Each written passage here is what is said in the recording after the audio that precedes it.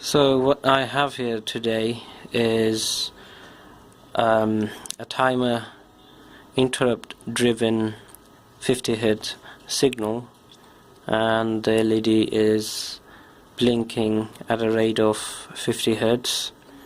If you don't believe me, here's the frequency, and the code is pretty similar to the other one I did using polling method, where we monitored the overflow flag all the time.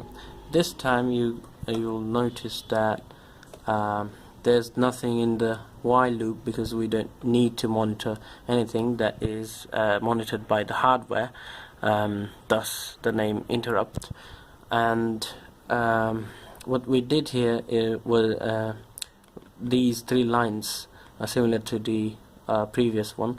We just used these two lines to enable the interrupt. Now that can be found here. So this is interrupt enable register table, and from seeing this we can see that we need to enable EA bit. So we need to set this one to enable the interrupt. This is like a global interrupt enable in the AT microcontrollers. And then we need to use this one, ET0, which is timer 0 interrupt enable bit. So we have enabled or set these two bits in the interrupt enable register, and then we've started the timer. Remember, this is the timer start bit, and this is our interrupt service routine. And what we've done here is simply toggled the LED, which is port 10 bit, and then we've loaded the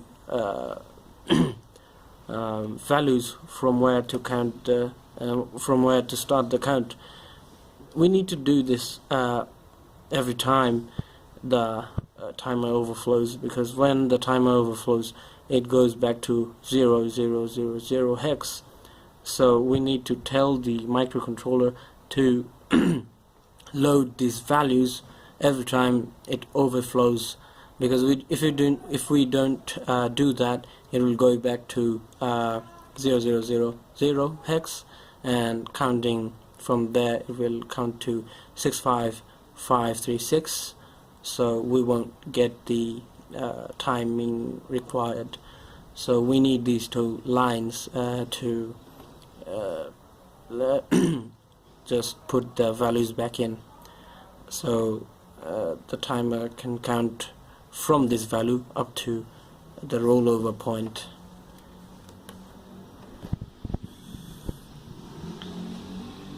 So this is AT89s52 timer using interrupt.